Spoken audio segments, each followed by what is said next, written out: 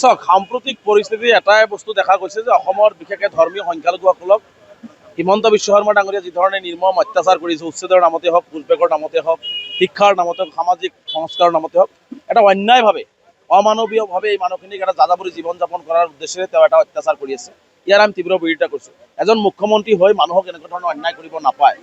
তেওঁ যিধৰণে মানুহখিনিক অচিনাকি, সন্দেহজনক, বিশেষ সম্প্ৰদায় এইবোৰ শব্দ যে কৈ আচলতে তেওঁৰ মুখ্যমন্ত্ৰীৰ যিটো পদমৰ্যাদা, মুখ্যমন্ত্ৰীৰ যিটো চকীখনৰ গৰিমা, সেই গৰিমাটো তেওঁ নষ্ট কৰিছে।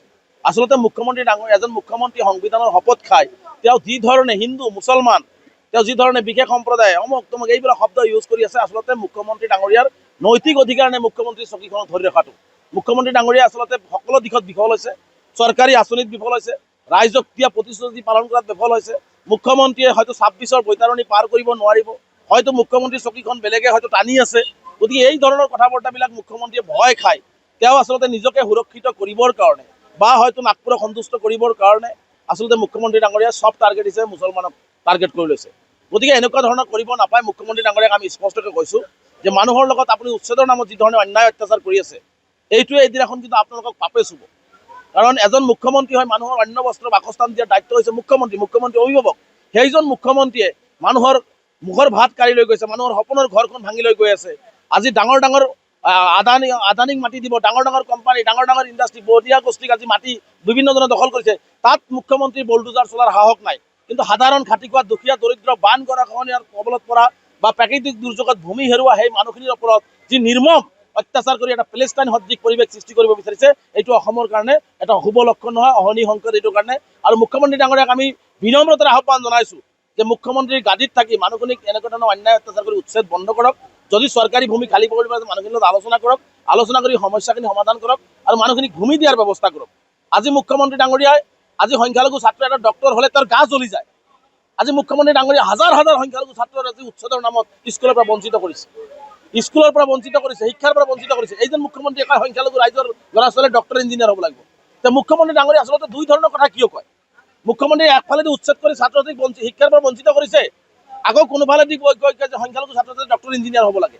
এই যে দুই ধৰণৰ এটা চৰিত্ৰ মুখ্যমন্ত্ৰীয়ে আচলতে কৰি আছে, এই দুই ধৰণৰ চৰিত্ৰ তেতিয়াই হয় যেতিয়াই এজন ৰজাই আচলতে মানে ভয় খায়, ৰজাই যেতিয়া হতাশগ্ৰস্ত হয়, তেতিয়া এই ধৰণৰ কথা হয়। মুখ্যমন্ত্ৰী ডাঙৰীয়া আচলতে হতাশগ্ৰস্ত হৈ এই ধৰণৰ কামবিলাক কৰি আছে। গতিকে আমি আজি সভাৰ জৰিয়তেও ৰাইজৰ জৰিয়তে আহ্বান জনাইছোঁ, সকলোকে মানুহ হিচাপে গণ্য কৰক, সকলোকে অসমীয়া হিচাপে গণ্য কৰক। হিন্দু মুছলমান ভাগ নকৰিব। হিন্দু মুছলমান ভাগ কৰি হয়তো আপুনি ৰাজনৈতিকভাৱে আজি সুৰক্ষিত হৈ থাকিব, কিন্তু অসমখনৰ যি আহিব লগা প্ৰজন্ম, এই প্ৰজন্মৰ কাৰণে কিন্তু আপুনি এটা ক্ষতিকাৰক বিষবাষ্প বিয়পাই থৈ যাব, যিটো আহিব লগা প্ৰজন্মৰ কাৰণে আমাৰ কাৰণে ক্ষতি হ'ব।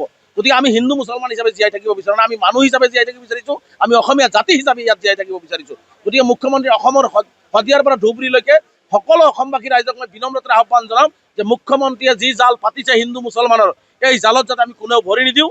মুখ্যমন্ত্ৰী যি ধৰণে দৰিদ্ৰ মানুহক মানে অন্যায় আৰু অত্যাচাৰ কৰি মানুহখিনিক পুলিচৰ দ্বাৰা গুলি কৰি মাৰি আছে, ঘৰ ভাঙি দি আছে বলডোজাৰ দি, ইয়াৰ প্ৰতিবাদ আমি কৰোঁ। আৰু মুখ্যমন্ত্ৰী ডাঙৰীয়া যি অসমখনক আজি প্ৰতাৰণা কৰি আছে, তাৰ প্ৰতিবাদ আমি কৰি অসমখন আমি সুৰক্ষিত কৰি ৰাখোঁ। এই আহ্বান মই অসমৰ শদিয়াৰ পৰা ধুবুৰীলৈকে সকলো ৰাইজক ৰাখিছোঁ। চাওক, আজি আমচু আমি 1980 চনৰ পৰা অবিৰতভাৱে অসম আৰু অসমীয়াৰ হৈ মাত মাতিছোঁ, লগতে সংখ্যালঘু জনগণৰ হৈ মাত মাতি আহিছোঁ। সংখ্যালঘু জনগণ য'তেই বিপদত পৰিছে, সংখ্যালঘু জনগণৰ সামাজিক, আৰ্থিক, শৈক্ষিক সকলো দিশত আমি উত্তৰণৰ কাৰণে কাম কৰি আছোঁ। আজি চৰকাৰে যেতিয়া অমানৱীয়ভাৱে অন্যায়ভাৱে আমাৰ মানুহখিনিক অত্যাচাৰ কৰি আছে, আমি প্ৰথম শাৰীত থিয় হৈ আমি এই অন্যায়ৰ বিৰোধিতা কৰিছোঁ আৰু অন্যায়ৰ প্ৰতিবাদ কৰি আমি মাত মাতি আহিছোঁ। আজি যিসকলে মাত মতা নাই, সেইসকলক আমি চিনাক্ত কৰি আছোঁ। 26ৰ নিৰ্বাচন আহি আছে, কোনে মাত মাতিলে, কোনে মাত মতা নাই, কোনে আমাৰ এই বিপদৰ সময়ত আমাৰ কাষত থিয় হ'লে, কোনে আমাৰ বিপদৰ সময়ত মুখ্যমন্ত্ৰীয়ে গুলি কৰি যিবিলাক মানুহক মাৰিলে, সেইসকল মৃতদেহৰ কাষত কোনে থিয় হ'লে, উচ্ছেদিত পৰিয়ালৰ কাষত কোনে থিয় হ'লে, বা আমাৰ কথাখিনি সৰ্বভাৰতীয় পৰ্যায়ত কোনে লৈ যাব বা লৈ যোৱা নাই, বা সংবাদ মাধ্যমতো নিজৰ এটা প্ৰতিক্ৰিয়া প্ৰকাশ যিসকলে কৰা নাই, তেওঁলোকক আমি নিশ্চিতভাৱে চিনাক্ত কৰি আছোঁ। আৰু সংখ্যালঘু ৰাইজক আমি আহ্বান জনাম যে 26ৰ নিৰ্বাচনত দল নহয়, আমি ব্যক্তি হিচাপে মানুহক যাতে আমি নিৰ্বাচিত কৰিব পাৰোঁ। কাৰণ যিসকল ব্যক্তি আমাক প্ৰতাৰণা কৰিলে, সি যি দলৰে নহওক, সি কংগ্ৰেছ, এউটিএফ যি দলৰে নহওক, সংখ্যালঘু ৰাইজৰ ভোট লৈ গৈ দিছপুৰ দখল কৰি দিছপুৰত বহি থাকি নিজৰ সতি সন্তানে শান্তিত থাকিব। আৰু আমাৰ নিৰহী জনসাধাৰণক হিমন্ত বিশ্ব শৰ্মা ডাঙৰীয়াই বুলডোজাৰ চলাই অত্যাচাৰ কৰিব আৰু সেইবিলাক তেওঁলোকে চাই থাকিব আৰু আমাৰ মানুহখিনি নাখাই থাকিব, স্কুলৰ পৰা বঞ্চিত হৈ থাকিব, এইটো আমি কেতিয়াও সহ্য নকৰোঁ। আমি স্পষ্টকৈ কৈছোঁ, যিসকল বিধায়কে সংখ্যালঘু বিধায়কে এই মুহূৰ্তত জাতিৰ দুৰ্দিনত জাতিৰ কাষত থিয় হোৱা নাই, ইয়াৰ যোগ্য প্ৰত্যুত্তৰ তেওঁলোকে পাব। আৰু সংখ্যালঘু ৰাইজক আমি আহ্বান জনাইছোঁ যে ৰাজনৈতিকভাৱে পৰিপক্ক হ'ব লাগিব, গোলাম হিচাপে যাতে আমি জীয়াই নাথাকোঁ। যিসকলে আমাৰ কাৰণে কথা নক'লে, যিসকলে আমাৰ বিপদৰ সময়ত থিয় নহ'লে, যিসকলে আমাক হিমন্ত বিশ্ব শৰ্মাক কৰা অন্যায় অত্যাচাৰৰ প্ৰতিবাদ নকৰিলে, তেওঁলোকক 26ৰ নিৰ্বাচনত যাতে আমি কোৱাৰ আগতেই তেওঁলোকক ভোট খুজিব আহিলে যাতে সমষ্টিৰ পৰা দিছপুৰলৈকে খেদি পঠিয়াই দিয়ে, যাতে তাতে থাকে, যাতে তেওঁলোকে থাকে, তাৰ ব্যৱস্থা কৰিব লাগিব। আৰু আমি উচ্ছেদ হৈছোঁ, আমাৰ মানুহ উচ্ছেদ হৈছে, আমাৰ মানুহ আজি মাটি থাকিবলৈ ঠাই পোৱা নাই। ৰাজনৈতিকভাৱেও তেওঁলোকক থাকিবলৈ ঠাই দিয়া নহ'ব। অসমৰ সংখ্যালঘু অঞ্চলত ৰাজনৈতিকভাৱে ঠাই দিয়া নহ'ব। চাওক, কোনে কি কৰিছে সেইবিলাক মোৰ লক্ষ্য নহয়। আমাৰ মূল কথা হৈছে সংখ্যালঘু ৰাইজে ভোট দিছে বহু আশা আকাংক্ষাৰে। সংখ্যালঘু ৰাইজৰ বিপদৰ সময়ত যদি কোনোবাই মাত মতা নাই, তাৰ বিচাৰ ৰাজনৈতিকভাৱে 26ত কৰা হ'ব।